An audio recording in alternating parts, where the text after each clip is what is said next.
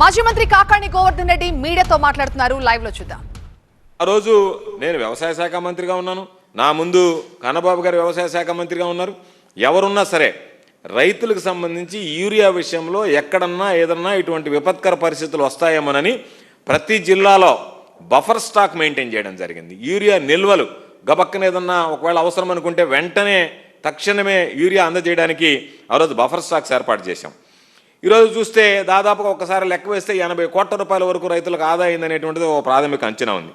కాబట్టి ఈరోజు మార్కెట్ ద్వారా చూస్తే ఈరోజు బఫర్ స్టాక్స్ లేదు వీలే రైతు సేవా కేంద్రాలంటే అవి కేవలం మొక్కుబడిగా మారిపోయే తప్ప వాటి గురించి పట్టించుకునేటువంటి పరిస్థితి లేదు, వాటి గురించి ఆలోచన చేసేటువంటి పరిస్థితి లేదు. వాటి ద్వారా ఎరువులు పురుగు మందులు కానీ ఏది కూడా ఇవ్వకుండా ఈరోజు వాటిని దాదాపుగా రైతులను ఏ విధంగా సంక్షోభంలోకి నెట్టేశారో రైతు సేవా కేంద్రాలు కూడా ఈరోజు సంక్షోభంలోకి వెళ్ళినటువంటి పరిస్థితి ఏర్పడింది.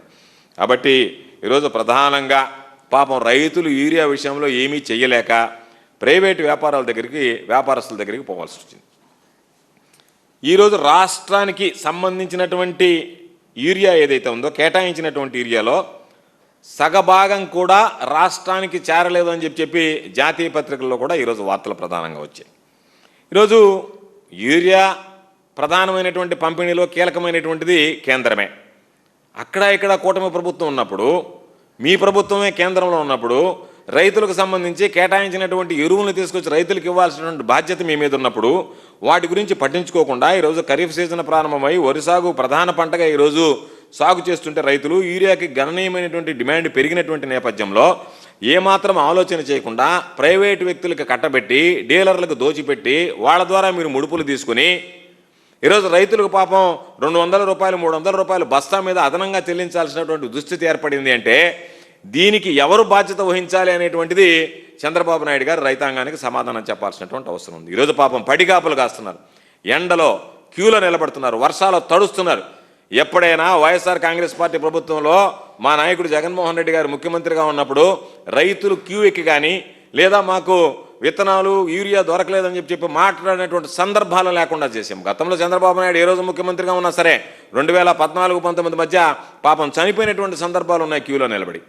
అటువంటి పరిస్థితుల్లో ఈరోజు జగన్మోహన్ రెడ్డి గారు వచ్చిన తర్వాత ప్రతి ఒక్కటి ఆకలింపు చేసుకుని రైతులకు ఉన్నటువంటి సమస్యల్ని ఏ విధంగా మనం చేయాలనేటువంటి ఆలోచన చేసి ప్రతి దాని మీద దృష్టి పెట్టి రైతు భరోసా కేంద్రాల ద్వారా వన్ స్టాప్ సొల్యూషన్ అని చెప్పి ప్రతి దానికి కూడా ప్రతి విధంగా కూడా ఈరోజు రైతులకు అండగా నిలవడం జరిగింది. ఒక్కసారి చూస్తే ఈరోజు పాపం కట్ట యూరియా దొరకలేదు అని చెప్పి మీడియాలో రైతులు వాపోయేటువంటి పరిస్థితి ఉంది. దాని ప్రకారం చూస్తే ఈ సీజన్కి సంబంధించి 16,76,000 టన్నులు ఈ సీజన్కి సంబంధించి 16,76,000 టన్నులు అవసరం అని చెప్పి ప్రభుత్వమే ఒక నివేదిక తయారు చేయడం జరిగింది.